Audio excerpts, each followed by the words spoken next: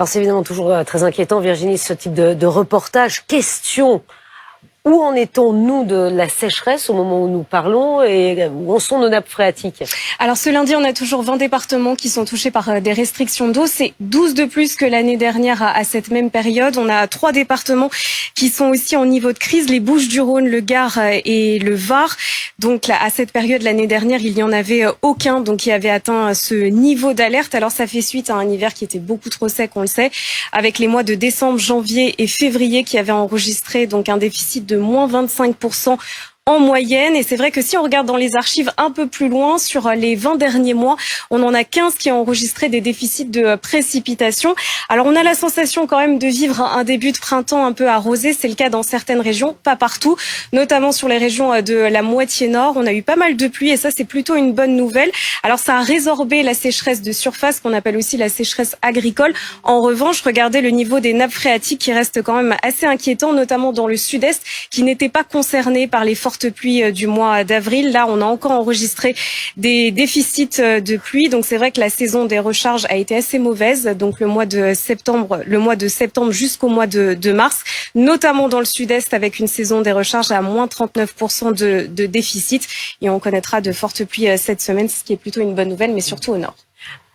Merci Virginie. La météo du jour.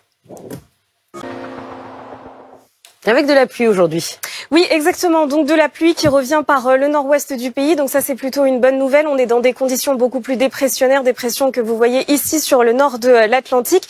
Donc perturbation qui est arrivée par le nord-ouest, quelques précipitations qui ont touché la Bretagne, les Pays de Loire ou encore la région centre. On a eu quelques averses orageuses dans l'est ce matin. C'est encore le cas cet après-midi. Des orages assez forts d'ailleurs qui peuvent concerner l'Alsace ou encore la Lorraine. Donc on voit ce ciel très nuageux dans le nord-ouest.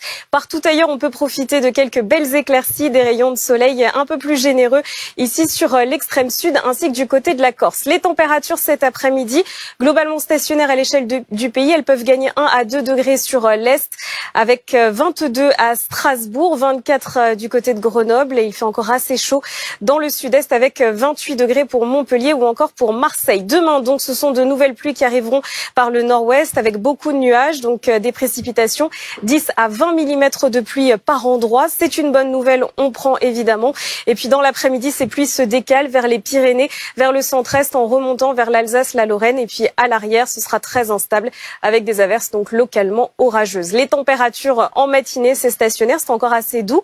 14 à Lille, 14 à Rennes également, à Nantes, il fera 12 à Bordeaux, 17 degrés pour la ville de Nice. Et puis dans l'après-midi, les températures baissent. C'est une ambiance beaucoup plus automnale qui va s'installer ces prochains jours avec encore de la chaleur du côté de Perpignan notamment où on attend 27 degrés.